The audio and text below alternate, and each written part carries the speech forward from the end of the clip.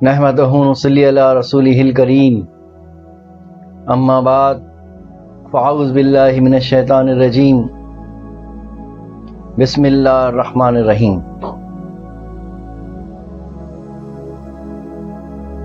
ज़िक्र और मुराक़बे में क्या फ़र्क है?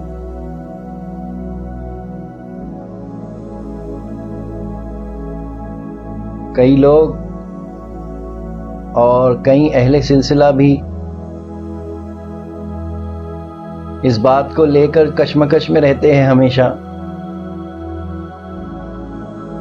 कि आखिर ज़िक्र और मुराक़बे में क्या फ़र्क है। क्या कोई फ़र्क है या ज़िक्र ही मुराक़बा है या मुराक़बा ही ज़िक्र है?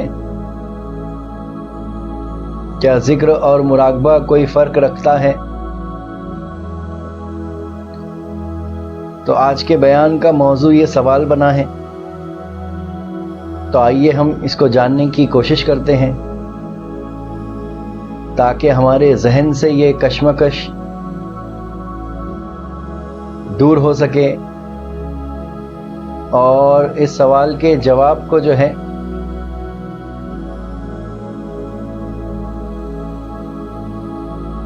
दो रुख यानी दोनों जावियों से समझने की कोशिश करेंगे।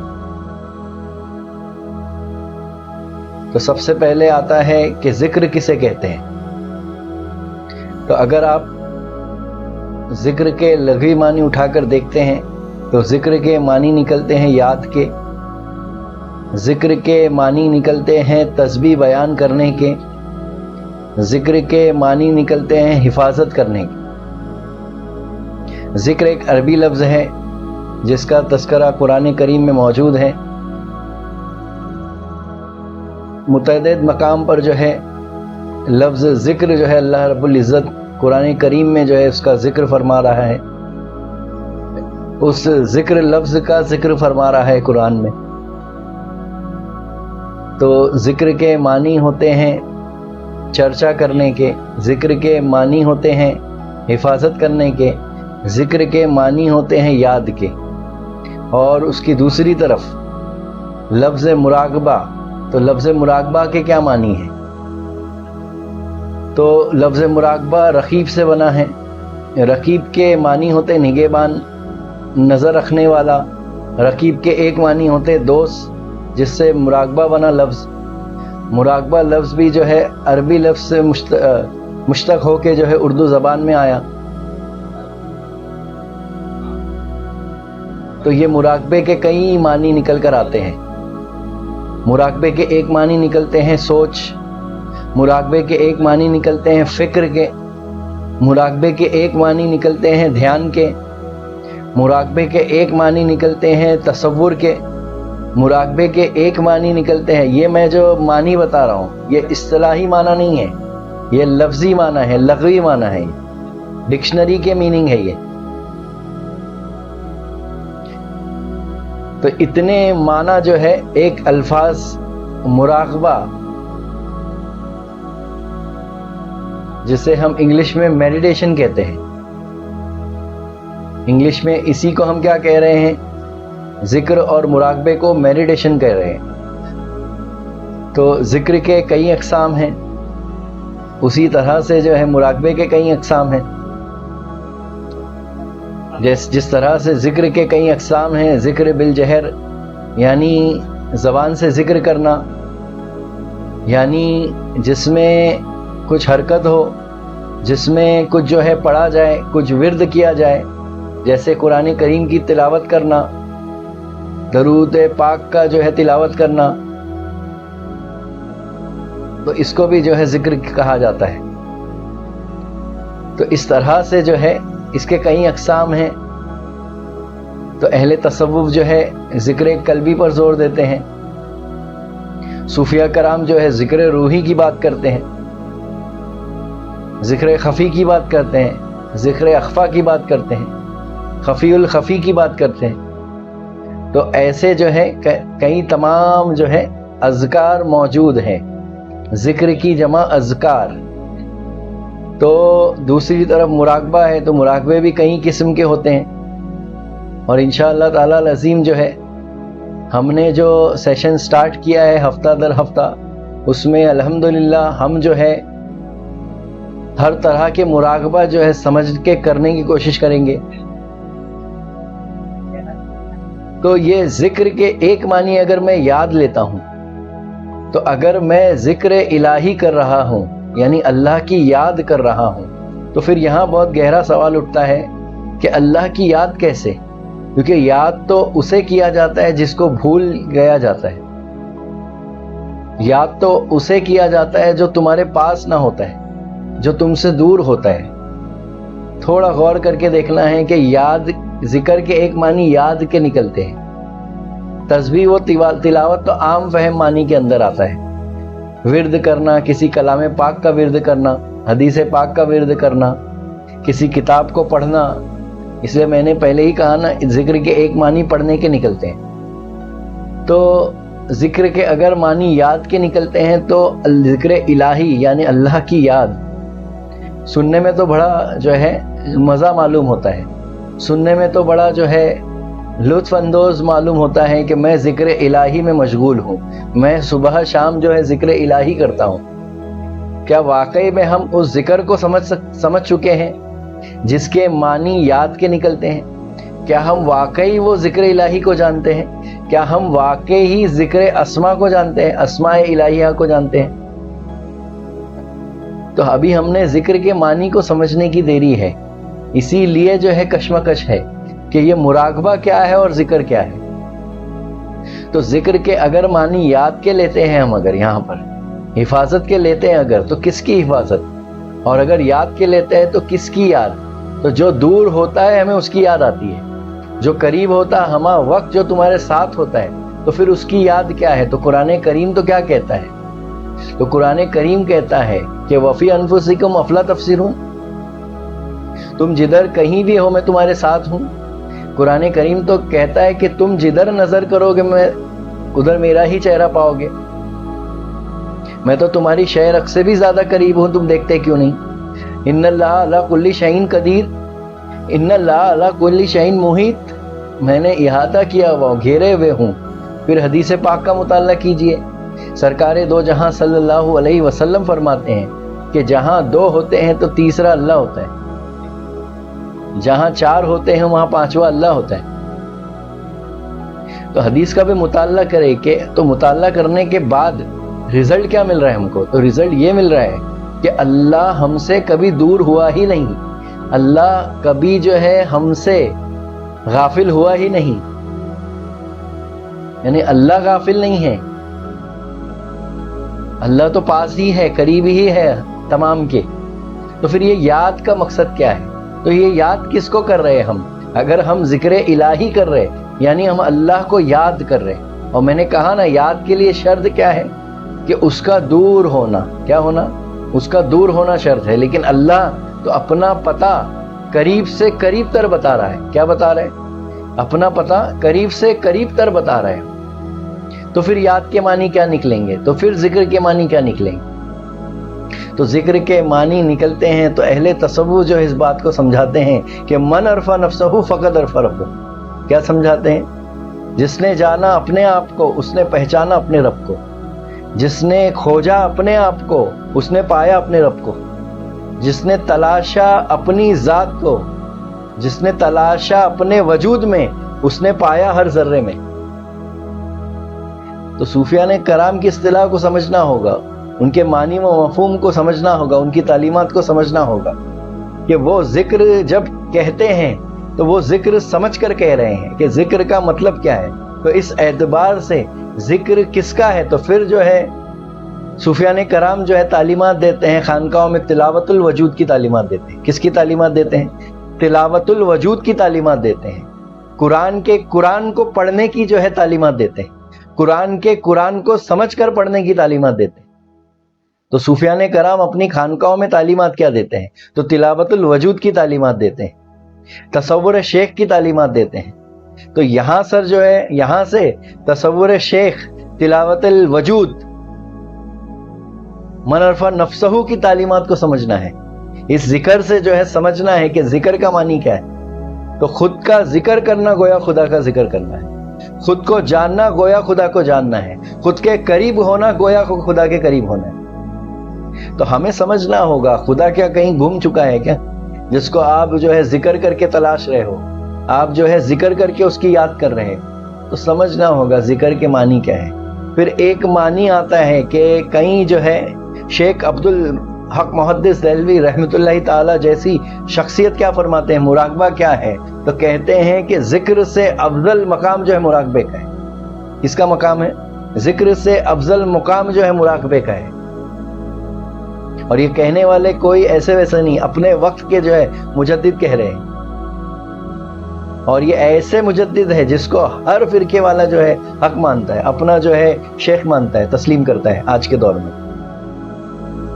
تو کہنے کا مقصد کیا ہے؟ تو مراقبہ، تو مراقبے کے معنی کیا ہے؟ تو مراقبے کے ایک معنی نکلتے فکر کے، اسی لیے جو ہے انہوں نے کہا کہ فکر، ذکر سے بڑا مقام فکر کا ہے۔ کس کا مقام ہے؟ اور قرآن کی تلاوت اٹھا کر دیکھو آپ، قرآن کریم میں جب بھی اللہ تعالیٰ اپنی نشانی بتانا چاہتا ہے، اپنی پہچان بندے کو کرانا چاہتا ہے، تو اللہ تعالیٰ فرماتا ہے کہ تلاش ہو، فکر کرو، کیا کرو؟ فکر کرو۔ تفکر کرنے والوں کے لیے جو ہے نشانیاں ہیں، اس میں تفکر کرنے والوں کے لیے نشانیاں ہیں، اس کتاب میں تفکر کرنے والوں کے لیے نشانیاں ہیں، اس کتاب میں۔ تو سمجھنا ہوگا کون سی کتاب ہے وہ، تو اس حقیقت کی تعلیمات کو بھی سمجھتے چلنا ہے۔ تو مراقبہ کس طرح سے افضل ہے اس کو بھی سمجھنا ہے، اور مراقبے اور ذکر میں کیا فرق ہے اس کو بھی سمجھتے چلنا ہے۔ تو مراقبہ کے ایک معنی فکر کے نکلتے ہیں، مراقبے کے ایک معنی تصور کے نکلتے ہیں، مراقبے کے ایک معنی دھیان کے نکلتے ہیں۔ مراقبہ کرنا یعنی ہوش کرنا، مراقبہ کرنا یعنی دھیان کرنا، مراقبہ کرنا یعنی تصور کرنا، مراقبہ کرنا یعنی میڈیٹیشن کرنا، مراقبہ کرنا یعنی کانسنٹریٹ کرنا۔ کیا کرنا؟ کانسنٹریٹ کرنا، یاد نہیں کرنا، کانسنٹریٹ کرنا۔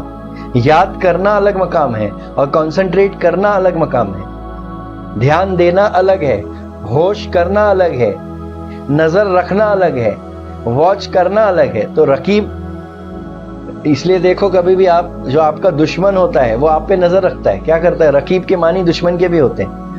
تو وہ آپ کے اوپر، آپ کا دشمن جو ہے اپنے دشمن کے اوپر نظر رکھتا ہے، اور ایسی نظر رکھتا ہے کہ وہ ایک پل کے لیے بھی جو ہے نظر اس سے ہٹاتا نہیں ہے، کیونکہ اس کو پتا ہے کہ نظر ہٹی اور درگھٹنا گھٹی۔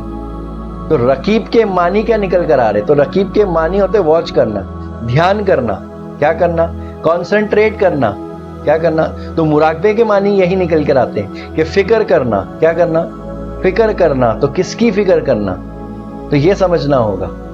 تو اس ذکر کی فکر کرنا کچھ اور ہے، اور تلاوت الوجود کی فکر کرنا کچھ اور ہے، تصور شیخ کی فکر کرنا کچھ اور ہے، فنافذ شیخ کے مقام کے اوپر غور و فکر کرنا کچھ اور ہے۔ تو یہ غور و فکر کرنے والوں کو جو ہے مراقب ہونا پڑتا ہے۔ کیا ہونا پڑتا ہے؟ مراقب ہونا پڑتا ہے۔ تو اسی سے جو ہے مراقبہ لفظ بنا ہے۔ تو یہ اس مراقبے کو سمجھنا ہے کہ ذکر اور مراقبے میں کیا فرق ہے۔ تو ذکر اور مراقبے میں یہی فرق ہے کہ ذکر جو ہے، ذکر میں صرف یاد ہے، ذکر میں صرف ورد ہے، ذکر میں جو ہے صرف آپ کو جو ہے کچھ بولنا ہے، کچھ کرنا ہے، اور مراقبے میں جو ہے کچھ نہیں کرنا ہے، مراقبے میں جو ہے چلنا نہیں ہے، مراقبے میں پڑھنا نہیں ہے، مراقبے میں ورد نہیں کرنا ہے، مراقبے میں ٹھہرنا ہے۔ کیا کرنا ہے؟ مراقبے کے اندر ایک مقام پہ ٹھہرنا ہے۔ کیا کرنا ہے؟ ایک مقام پہ ٹھہرنا ہے، اپنے اندر اترنا ہے اور وہاں ٹھہرنا ہے آپ کو، تو مراقب ہونا ہے۔ پھر تب جا کر جو ہے مراقبے کے بعد جو ہے مشاہدے کا مقام آئے گا۔ تو ذکر، فکر، مراقبہ اور پھر مشاہدہ، یعنی معائنہ پھر مشاہدہ۔ تو اگر مشاہدہ ہونا ہے اگر، تو مراقبے کی منزل سے گزرنا ہوگا۔ تو اس کے فرق کو بھی سمجھتے ہوئے چلنا پڑے گا۔ پھر جب جیسے جیسے مرید جو ہے اپنے پیر و مرشد سے تعلیمات لیتا ہے، اور پھر جب وہ خلافت سے نوازا جاتا ہے، تب اس کی نظر میں ذکر کے معنی کچھ اور ہوتے ہیں، تب اس مقام پہ ذکر کے معنی کچھ اور ہوتے ہیں۔ تو اس پہلو سے بھی ذکر کو سمجھنا ہوگا۔ اس مقام پر جو ہے ذکر ہی مراقبہ ہو جاتا ہے، اس مقام پر کیا ہوتا ہے؟ ذکر ہی مراقبہ ہوتا ہے، یہ یاد رکھنا۔ لیکن جب سالک ابھی جو ہے تصوف کی منزل میں قدم رکھا ہے اپنا، اور ابھی ایک سالک جو ہے ذکر کی منزل سے گزر رہا ہے، پیر اس کو ذکر کی منزل سے گزار رہا ہے، تو اس مقام پہ جو ہے اس ذکر الگ ہے اور مراقبہ الگ ہے. لیکن ایک خلیفہ جس کے سر پر اس کے پیر کا تاج آ گیا، یعنی اس کے پیر نے اس کو یہ سمجھ کر سر پہ تاج رکھا کہ یہ فنا فی شیخ کے مقام پر ہے. پیر نے کب عطا کیا اس کو وہ خلافت؟ اس کو یہ سمجھ کے عطا کیا تاج کہ یہ فنا فی شیخ کے مقام پر ہے. اب اس کی سمجھ میں جو ہے اس کی سمجھ نہیں ہے، بلکہ اس کی سمجھ میں کسی اور کی سمجھ ہے، اس کی سمجھ میں اس کے پیر کی سمجھ ہے. تو جب وہ اس سمجھ سے سمجھے گا تو سمجھ میں آئے گا کہ ذکر ہی مراقبہ ہوتا ہے. اسی لیے تو ذکر روحی کی اہمیت ہے نا، یعنی کلمہ پاس انفاس کا ذکر، یعنی سانسوں سے ذکر کرنا. کس سے ذکر کرنا؟ یعنی سانس ذکر کر رہی ہے اور سانس تو جاری ہے نا، اور جب سانس میں کلمہ بس جائے گا تو وہ تو ذکر جاری ہو جائے گا نا. پھر وہاں یاد نہیں ہے، وہاں تو جاری ہے، وہاں تو ٹھہرنا ہے، وہاں تو قائم ہونا ہے وہاں پہ. تو اس مقام پہ ذکر کے معنی مراقبہ ہوتا ہے، اس سے بھی اونچا مقام ہوتا ہے، اس سے فکر سے بھی اونچا مقام ہوتا ہے، جہاں پہ اور لمحہ جو ہے وہ ذکر الہی میں جو ہے مشغول ہوتا ہے. کیا ہوتا ہے؟ ہر لمحہ، ہر سانس اس کی کیا ہوتی ہے؟ ذکر الہی سے نکل رہی ہے. ہر سانس اس کی جو ہے کلمہ طیب کی گواہی دیتی ہے. پھر تو وہ تھوڑا اونچا مقام ہے. تو اس مقام سے بھی سمجھنا ہوگا کہ ذکر اور مراقبے میں اس مقام پہ کیا فرق ہے، اور ذکر اور مراقبے میں اس مقام پہ کیا فرق ہے. تو دونوں اعتبار کو سمجھتے ہوئے چلنا ہے. تو میں سمجھتا ہوں کہ ذکر اور مراقبے میں آخر کیا فرق ہے، فرق ہے بھی یا نہیں، اور اگر ہے تو کیا فرق ہے، تو اس کو جو ہے سمجھنے کی کوشش کرو. تو تھوڑا سا جو ہے ٹھہرنا ہے، غور و فکر کرنا ہے اپنے اندر. جیسے جیسے آپ ذکر کر رہے ہیں تو اس میں فکر بھی کرنا ہے، تھوڑا ٹھہرنا ہے اور فکر کرنا ہے. تو انشاءاللہ تعالی العظیم جو ہے وہ نکات، وہ سمجھ جو ہے خود اندر سے پیدا ہوگی. اور اپنی سمجھ کو ذرا ہے نا سرنڈر کرنا ہے. اس لیے پیر نے کیا کیا معلوم ہے؟ ذکر قلبی عطا کیا تاکہ آپ کی سمجھ زیر ہو سکے. کیا ہو سکے؟ زیر ہو سکے. یہ جو ذکر دینے کا مقصد کیا ہے تو اس کو بھی سمجھنا ہوگا. تو ذکر جب مرید کو دیتا ہے پیر، تو وہ جو ہے نفس کو پاک کرنے کے لیے بھی ذکر دیتا ہے. کیونکہ ذکر سے کیا پاک ہوتا ہے؟ تو آپ کے باطن کا جو ہے نفس پاک ہوتا ہے اور قلب پاک ہوتا ہے. ذکر سے کیا پاک ہوتا ہے؟ نفس اور قلب. اور جو ہے مراقبے سے جب وہ نفس اور قلب پاک ہونے لگتا ہے، اس کے اندر جو ہلچل، اس کے اندر جو بے چینی، اس کے اندر جو کشمکش، اس کی سوچ یعنی خیالات کا جو ہے ظہور ہوتے رہنا، سوچ میں گم رہنا، اس سے جو ہے وہ ٹھہرنے لگتا ہے. کس سے؟ تو اس کے اندر ٹھہراؤ آنے لگتا ہے ذکر سے. اور جیسے ہی ٹھہراؤ آتا ہے اس کے اندر، تو پیر اس کو جو ہے مراقبے کی طرف لے کر چلتا ہے. کس کی طرف لے کر چلتا ہے؟ پیر اس کو مراقبے کی طرف لے کے چلتا ہے کہ اب اس کے اندر جو ہے ذکر سے جو ہے یہ نفس کے اندر اور قلب کے اندر پاکی آنے لگی ہے. تو یہ پاکی سے مراد کیا ہے؟ تو اس کو بھی سمجھتے چلو کہ ٹھہراؤ آنے لگا ہے. سوچ کے اندر جو ہے بدلاؤ آ گیا ہے. آپ کی سوچ کے اندر بدلاؤ آ رہا ہے، آپ کے ظاہر میں بدلاؤ آ رہا ہے، آپ کے جو ہے چلنے میں بدلاؤ آ رہا ہے، آپ کے سوچنے میں بدلاؤ آ رہا ہے، آپ کے دیکھنے میں بدلاؤ آ رہا ہے، آپ کے خیال میں بدلاؤ آ رہا ہے، آپ کے ظاہر میں بدلاؤ آ رہا ہے، آپ کے باطن میں اگر بدلاؤ آ رہا ہے تو اس کا مطلب یہ ہے کہ آپ جو ہے صحیح ذکر لے کر چل رہے ہو مسلسل. اور پھر پیر اس مقام پر کیا عطا کرتا ہے؟ مرید کو مراقبہ عطا کرتا ہے. تو جب اس کا نفس اور قلب پاک ہونے لگتا ہے اور اندر سے خیالات وسوسے ٹھہرنے لگتے ہیں، یعنی وہ جو گندا پانی کے اندر جو مٹی ہے، جو گندگی، وہ جب نیچے آنے لگتی ہے ذکر سے، تو پھر پانی شفاف نظر آنے لگتا ہے. تو اسی کو کہتے ہیں کہ قلب کی صفائی. کیا کہتے ہیں اسی کو؟ قلب کی صفائی اسی کو کہتے ہیں. تو سمجھ جانا کہ اس وقت قلب کی صفائی ہو رہی ہے، پاکی ہو رہی ہے. اس مقام پر جب مرید مراقب ہوتا ہے، کس کی طرف مراقب ہوتا ہے؟ تو اپنی طرف مراقب ہوتا ہے. کس کا دھیان کرتا ہے؟ تو اپنا دھیان کرتا ہے. کس پر دھیان کرتا ہے؟ تو اپنی سانسوں پر دھیان کرتا ہے. اور میں نے کہا نا مراقبے کئی قسم کے مراقبے ہیں. تو کہنے کا مطلب جب وہ مراقب ہوتا ہے تو وہ جو ہے ٹھہر جاتا ہے، ایک مقام پہ آ کے ٹھہرتا ہے. اور جیسے ہی وہ ٹھہرتا ہے تو وہ اندر اترنے لگتا ہے. اور پھر اس کے بعد جو ہے اس کو معائنہ کرے گا اگر اس چیز کا، تو وہ مشاہدے کی منزل تک جو ہے بہت جلد پہنچ سکتا ہے. تو یہ جو فرق کو سمجھنا ہے ذکر اور مراقبہ. میں سمجھتا ہوں کہ مولا ہم تمام کو جو ہے پیر کی سمجھ عطا فرمائے، اپنے پیر و مرشد کی جو ہے سمجھ سے سمجھنے کی توفیق عطا فرمائے. آخر وہ دعوانا الحمدللہ رب العالمین.